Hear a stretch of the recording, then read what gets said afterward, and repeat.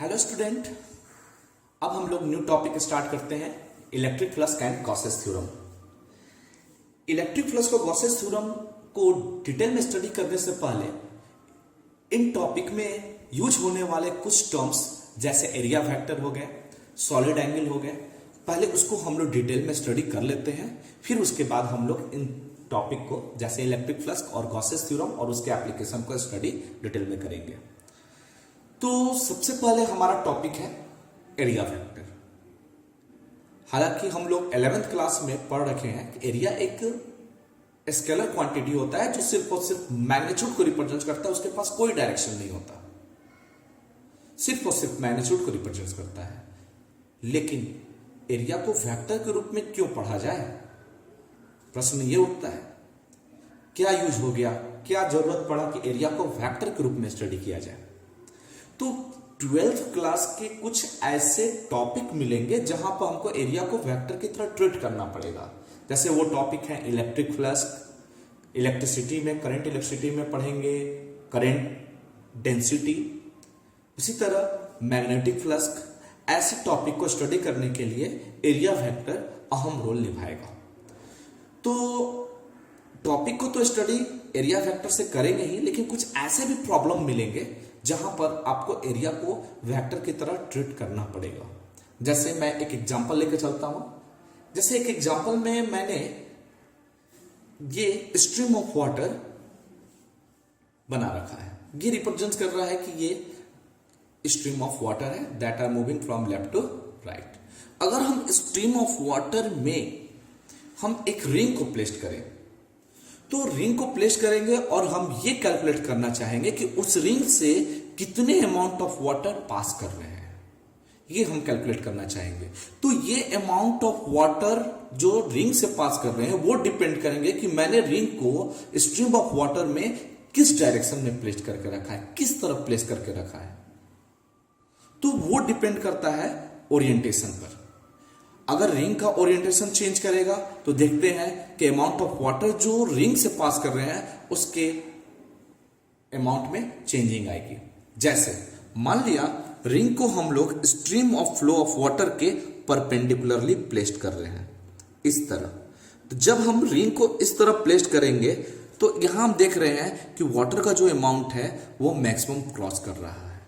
लेकिन अगर हम उसको उसी एरिया को कुछ एंगल से बेंड कर दें तो वैसी स्थिति में हम देखते हैं कि जो रिंग में से जो स्ट्रीम ऑफ वाटर पास कर रहे हैं उसके अमाउंट क्या हो रही है, चेंज कर रहे हैं, चेंज कर जा रही है। एरिया मैंने कांस्टेंट रखा, वही रिंग को मैंने सिर्फ चेंज किया है, बस यहां पर ओरिएंटेशन की वजह से क्वांटिटी ऑफ वाटर इससे कम पास करेगा। लेकिन अगर हम इसका प्लेन स्ट्रीम ऑफ वाटर के प्लेन के पैरेलल कर दे जस्ट लाइक दैट, तो ऐसी स्थिति में देखते हैं कि कोई वाटर इससे क्रॉस करके नहीं जाता पाता है।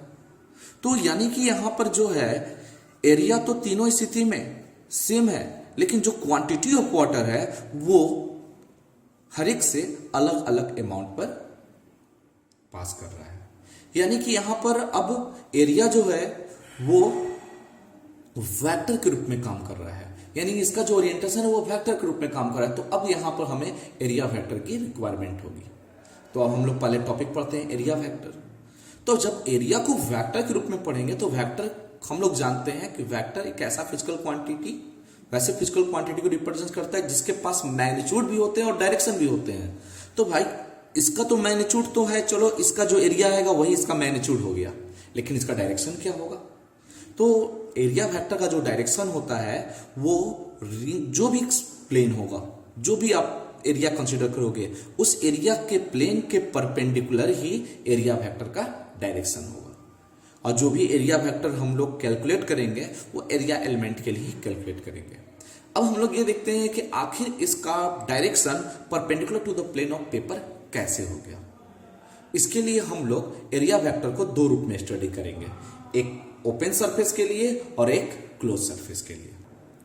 तो ओपन सरफेस के लिए जैसे मैंने एक प्लेन शीट कंसीडर कर लिया, एक डिस्क कंसीडर कर लिया, तो इसका जो एरिया एलिमेंट है इतने बड़े पार्ट का, मान लिया इसका एरिया ए हो गया, छोटा सा एरिया एलिमेंट डी है, क्योंकि वेक्टर किसी पॉइंट पर रिप्रेजेंट करते हैं।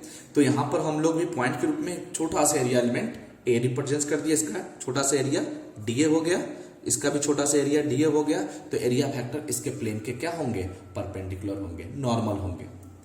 अब वो नॉर्मल, जैसे मैंने यहां नॉर्मल राइट की तरफ दिखाया, ये नॉर्मल लेफ्ट की तरफ भी हो सकते हैं। इसको हम लोग अभी आगे स्टडी करते हैं कैसे होंगे।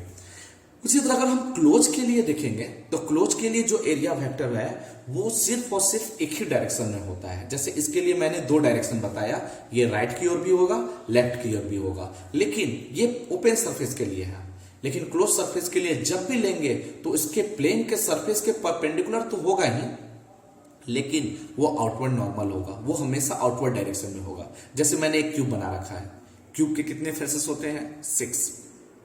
एक लेफ्ट साइड वाला 1, अपर साइड वाला 2, राइट साइड वाला 3, बॉटम फेस हो गया 4, फ्रंट और रियर वाला जितना भी हो रहा है, बैक वाला और रियर वाला जितना भी मिल रहा है वो सारा क्या हो गया, मिलकर 6 हो गया। तो इस तरह हमारा कितना मिल गया, 6 फेसेस। और 6 फेसेस पे एरिया वेक्टर सब एरिया के परपेंडिकुलर, मतलब उसके सरफेस के परपेंडिकुलर दिखाएंगे, जैसा कि फिगर में ये दिखाया गया है।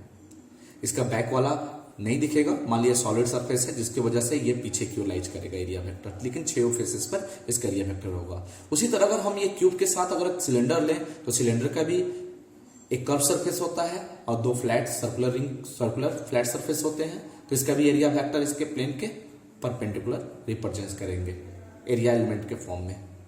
उसी तरह अगर हम एक स्फीयर ले लें तो स्फीयर के किसी पॉइंट पर अगर एरिया एलिमेंट लेंगे तो एरिया वेक्टर इसके सरफेस के नॉर्मल दिखाएंगे। जैसा कि अगर मान लीजिए स्फीयर लिए, ये एक सर्किल को रिप्रेजेंट करता है, अगर सर्किल है तो इसका रेडियस होगा, तो अगर रेडियस है तो रेडियस के अलोंग ही जो लाइन होगा वही एरिया वेक्टर के अलोंग होगा, ये रेडियल आउटवर्ड डायरेक्शन को रिप्रेजेंट करेगा। इस पर टेंजेंट लेंगे तो ये नॉर्मल रिप्रेजेंट करेगा, तो किसी भी पॉइंट पर लेंगे वो रेडियल आउटवर्ड होगा। ये हो गया आपको क्लोज सरफेस के लिए। तो क्लोज सरफेस के लिए एरिया वेक्टर ध्यान रखना है वो आउटवर्ड नॉर्मल होगा, और प्लेन सरफेस के लिए वो आइदर डायरेक्शन में भी हो सकता है। अब हम लोग ये नॉर्मल ही क्यों लेते हैं इसको हम समझते हैं। तो सबसे पहले एरिया वेक्टर को अगर डिफाइन कर लें तो एरिया वेक्टर क्या होता है, a small element of area of a surface enclosing a given volume can be represented as vector. मतलब जो छोटे से छोटे वॉल्यूम को इनक्लोज करता हो और उस एरिया को हम लोग वेक्टर के रूप में लेंगे उसके सरफेस के नॉर्मल। मैंने मान लिया एक ये स्मॉल एरिया एलिमेंट को रिप्रेजेंट कर रहा है और इसका area vector normal to the plane of that area, इसके नॉर्मल है, और मैंने एक यूनिट वेक्टर रिप्रेजेंट किया एन कैप जो इसके नॉर्मल डायरेक्शन को रिप्रेजेंट कर रहा है, आउटवर्ड नॉर्मल को रिप्रेजेंट कर रहा है। तो एरिया को वेक्टर के रूप में यानी किसी वेक्टर क्वांटिटी को लिखेंगे, तो जैसे डीए को वेक्टर के रूप में लिखेंगे तो इसका मैग्नीट्यूड जो हो गया वो डीए हो गया, और इसका जो आउटवर्ड नॉर्मल डायरेक्शन है एन कैप, तो एरिया है वो डीए वेक्टर को यानी एरिया एलिमेंट वाले डीए वेक्टर को हम लोग dA into n cap represent करते हैं। ये एन कैप क्या रिप्रेजेंट करता है, unit vector normal to the plane of that area element. अब हम लोग इसके नॉर्मल डायरेक्शन को समझते हैं कि इसके नॉर्मल डायरेक्शन जो है इसके प्लेन के परपेंडिकुलर डायरेक्शन कैसे होता है। इसके लिए मैंने 2 एक्सिस कंसीडर कर लिया, एक्स वाई और एक साथ में Z axis, 3 dimensional coordinate axis system बना देते हैं जेड।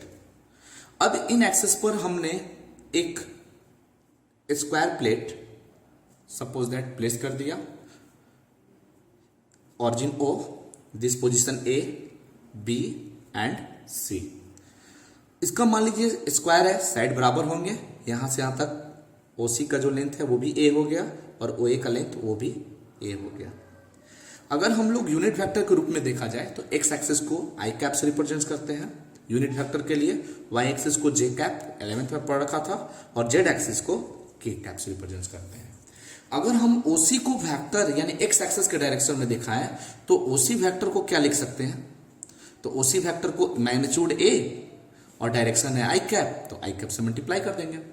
उसी तरह अगर हम ओ ए वेक्टर को दिखाएं तो वो वाई के लॉन्ग लाइज कर रहा है वाई डायरेक्शन में, तो मैग्नीट्यूड ए और डायरेक्शन क्या हो गया जे कैप।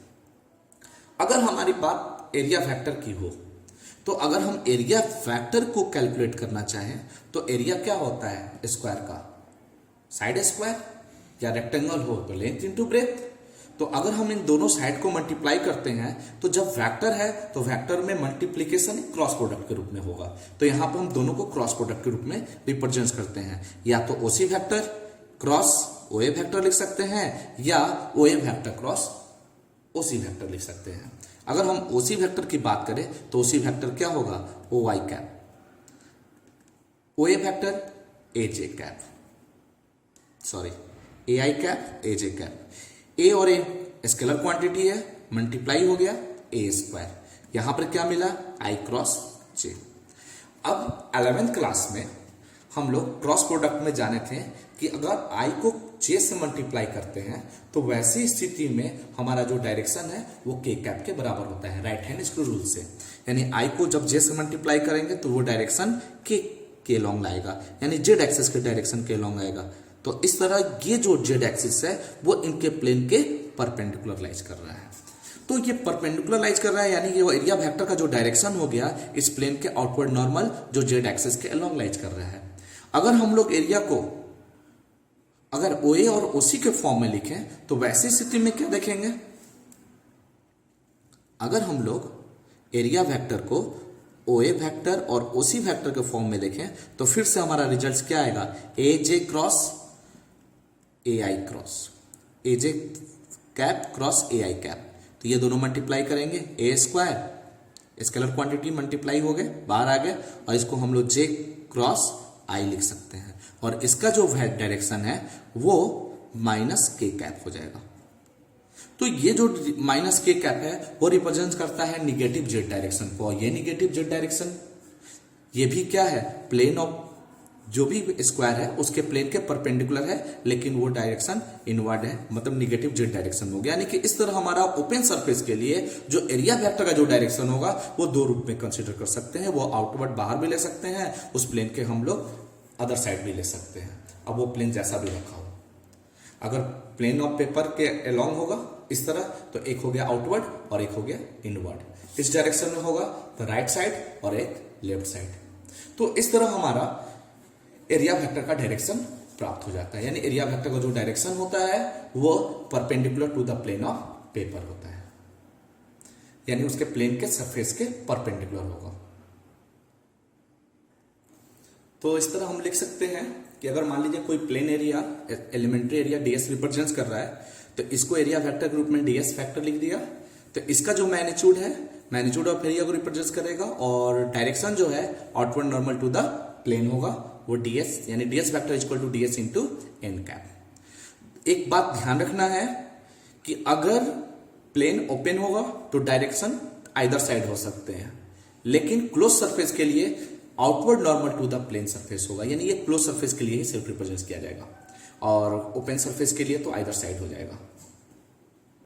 लेकिन अब यदि कोई कर्व सरफेस पर हमको एरिया वेक्टर रिप्रेजेंट करना है तो वो एरिया वेक्टर कैसे रिप्रेजेंट करेंगे, तो उस कर्व सरफेस को हम लोग बहुत ही स्मॉल एरिया एलिमेंट के रूप में, छोटे छोटे एरिया एलिमेंट के रूप में, उसको large infinite number of area element से बना हुआ वो कर्व सरफेस कंसीडर कर लेंगे, और उस एरिया वो जो एरिया एलिमेंट होगा एक प्लेन एरिया की तरह बिहेव करेगा, और उस प्लेन के परपेंडिकुलर जो होगा वेक्टर के यूनिट वेक्टर को रिप्रेजेंट कर देंगे, उससे हम लोग एरिया वेक्टर कैलकुलेट कर सकते हैं। जैसा कि एक फिगर के रूप में देखते हैं, मान लिया कोई कर्व सरफेस को रिप्रेजेंट कर रहा है, कर्व है। अब इस कर्व सरफेस को हम लोग छोटे छोटे एरिया एलिमेंट के रूप में कंसीडर कर, तो इस तरह इस सरफेस को हमने बहुत सारे छोटे छोटे छोटे छोटे एरिया एलिमेंट के रूप में कंसीडर कर लिया। ये large number of area elements बना हुआ है। इसमें से कोई एक पार्ट पर अगर एरिया वेक्टर निकालना हो तो ये एक प्लेन की तरह बिहेव करेगा।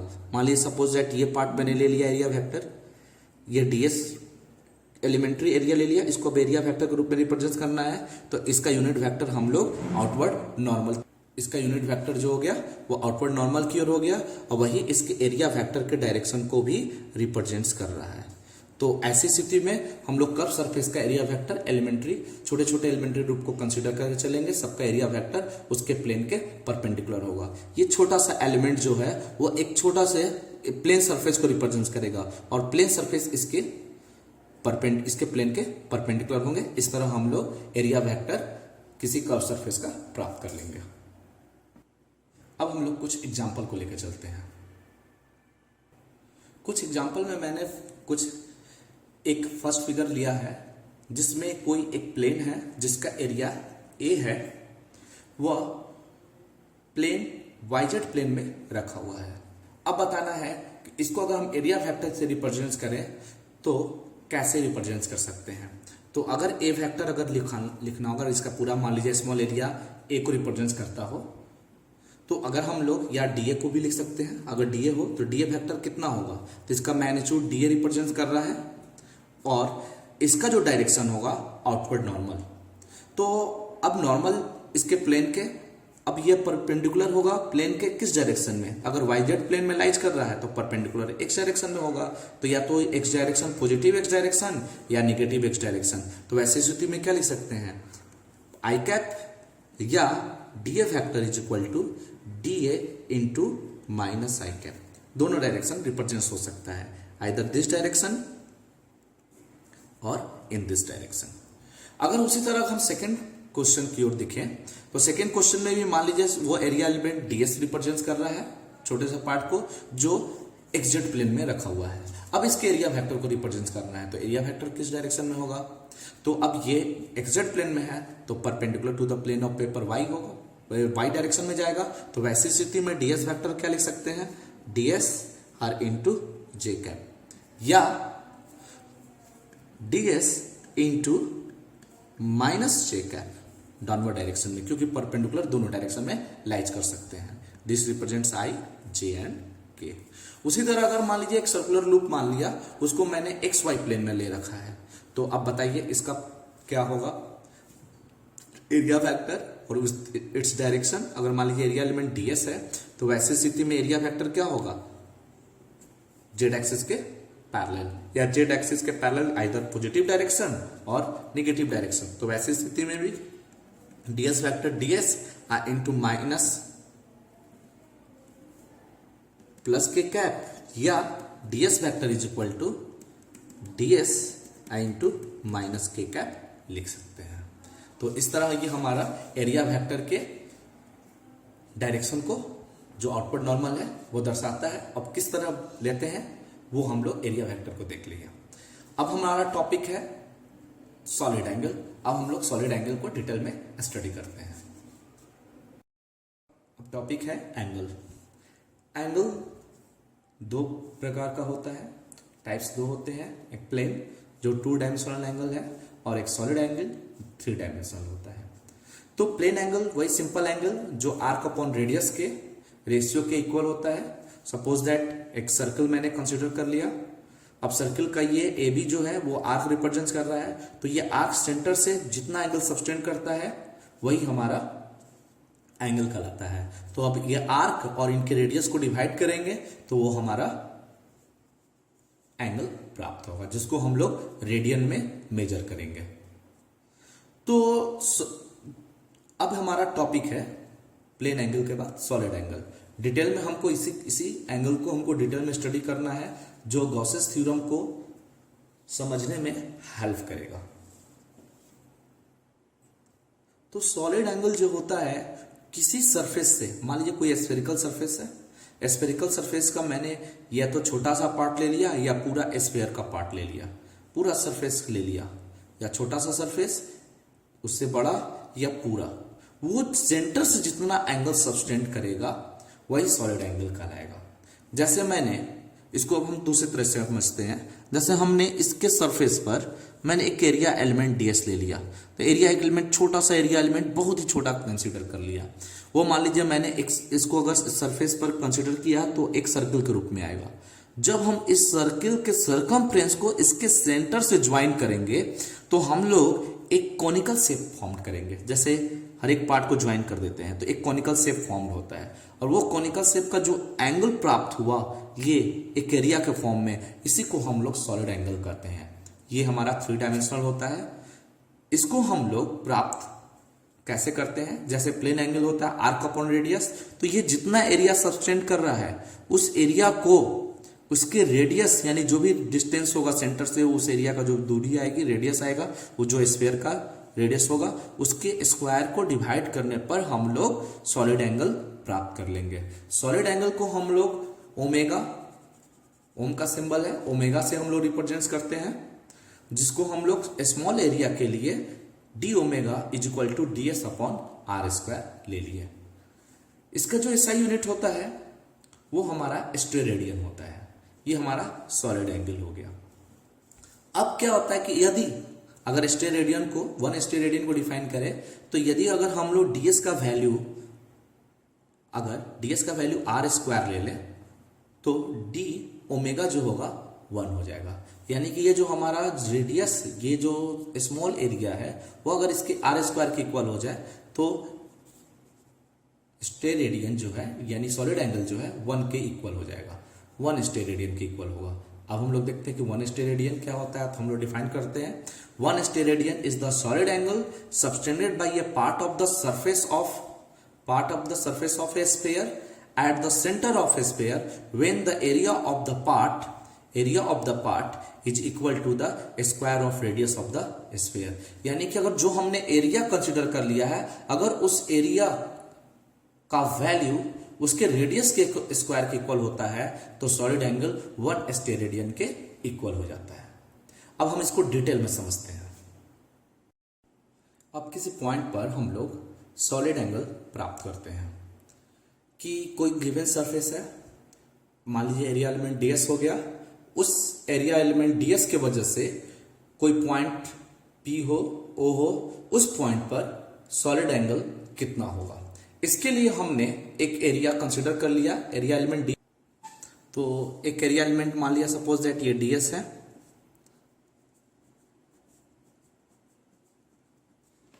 अब ये एक एरिया एलिमेंट जो होता है पॉइंट पी से कितना एंगल सबटेंड कर रहा है, तो इसके एंगल सबटेंड के लिए यानी सॉलिड एंगल कैलकुलेट करने के लिए हम लोग इस पॉइंट को इसके सारे एज से, एज के जितने भी पॉइंट होंगे सबसे ज्वाइन करेंगे। तो इस तरह ज्वाइन करने पर हमको एक कॉनिकल शेप प्राप्त होता है, जिसको हम ज्वाइन कर देते हैं तो देखते हैं कि एक आकृति प्राप्त हो रही है दैट रिप्रेजेंट्स कॉनिकल शेप।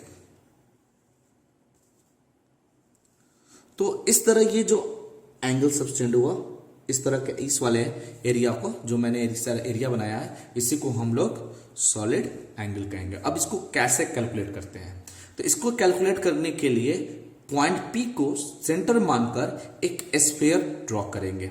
उस स्फीयर का रेडियस यानी यूनिट लेंथ का होना चाहिए, यानी 1 सेंटीमीटर का होना चाहिए।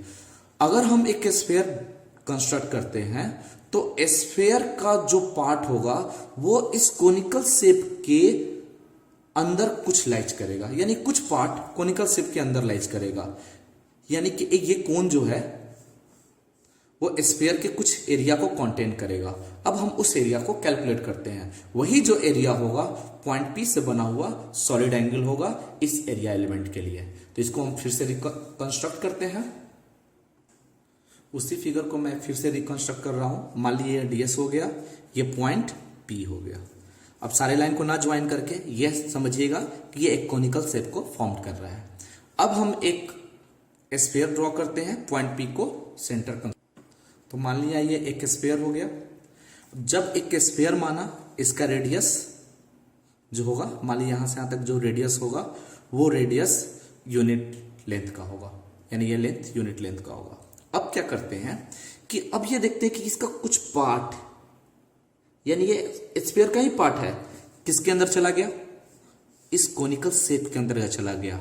तो ये कुछ ना कुछ तो एरिया कंटेन करेगा। तो ये छोटा सा पार्ट है, हालांकि ये खुद छोटा है तो इसका पार्ट भी बहुत छोटा होगा। और ये पार्ट एक स्फीयर का पार्ट है और ये मान लीजिए पार्ट डी एस डैश को रिप्रेजेंट कर रहा है। तो सॉलिड एंगल का डिफिनेशन से जो भी सरफेस होता है स्फीयर पर जो लाइज करता हुआ जो सरफेस है वो सेंटर से जितना एंगल सबटेंड करता है वही हमारा सॉलिड एंगल कहलाता है। यानी इसका जो सॉलिड एंगल है हमारा यही डीएस डैश हो गया। तो अब हम इसी डीएस डैश को कैलकुलेट करते हैं। तो सबसे पहले अब हम एरिया वेक्टर को रिप्रेजेंट करते हैं। तो अगर मान लीजिए ये स्फीयर है, स्फीयर का ये एरिया एलिमेंट हो गया डीएस, तो इसका एरिया वेक्टर किस डायरेक्शन में होगा, तो इसी के रेडियल आउटवर्ड नॉर्मल डायरेक्शन में होगा। यानी एन कैप जो होगा ये एरिया वेक्टर को रिप्रेजेंट कर रहा है, ds डैश के एरिया वेक्टर को रिप्रेजेंट कर रहा है। ये कुछ एंगल अदर एंगल से है, तो मान लीजिए इसका एरिया वेक्टर इस डायरेक्शन में है, ds वेक्टर इस डायरेक्शन में है, दोनों के बीच के एंगल थीटा होंगे, तो उस तरह ds का कंपोनेंट एन कैप के अलोंग यानी इस डायरेक्शन के अलोंग वो लाइज करेगा ds cos थीटा। तो ds cos थीटा वो इस ds का एक कंपोनेंट हो गया जो एन कैप के अलोंग लाइज करेगा। तो यानी एन कैप के अलोंग लाइज करेगा, तो एन कैप किसका है एरिया, ds डैश का एरिया वेक्टर के डायरेक्शन को रिप्रेजेंट कर रहा है। तो उस तरह ds cos थीटा भी जो होगा, यानी इसका जो पार्ट आया ds cos थीटा कंपोनेंट के रूप में, वो भी इसी के पैरेलल होंगे क्योंकि दोनों का डायरेक्शन सेम है। तो यानी इसके पैरेलल ही एक जो एरिया ds cos थीटा होगा वो लाइज करेगा जो इसी पॉइंट से होगा। तो कुछ इस आकृति में प्राप्त हो।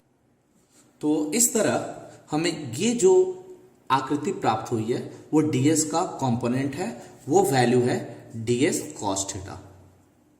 अब इसका जो डायरेक्शन है वो भी इसी के आउटवर्ड नॉर्मल, तो दोनों एक दूसरे के पैरेलल हो गए, तो दोनों का डायरेक्शन भी क्या होगा आउटवर्ड नॉर्मल, दोनों एक ही डायरेक्शन में लाइज करेंगे। तो इस तरह ds का कंपोनेंट हमें ds cos थीटा प्राप्त हो गया। अब इस पॉइंट पर सॉलिड एंगल को जो प्राप्त करना है यानी ds डैश के वैल्यू को जो प्राप्त करना है, इस फिगर को हम फिर से रिकंस्ट्रक्ट करते हैं ताकि हमको अच्छे से और समझ में आ जाए।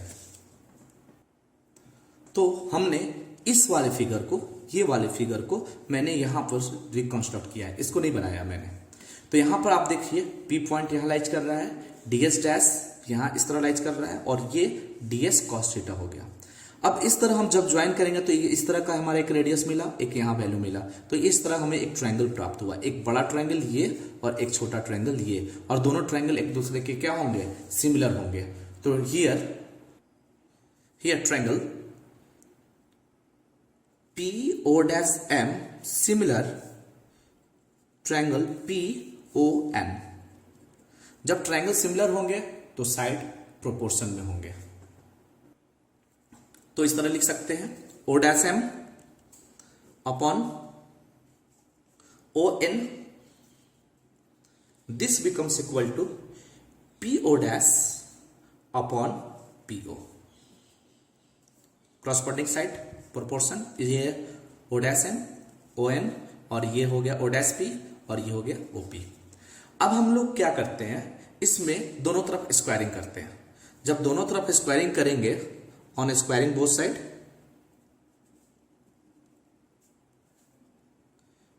तो हमें क्या मिलेगा, O'M whole square ON whole square, this becomes PO' whole square PO whole square.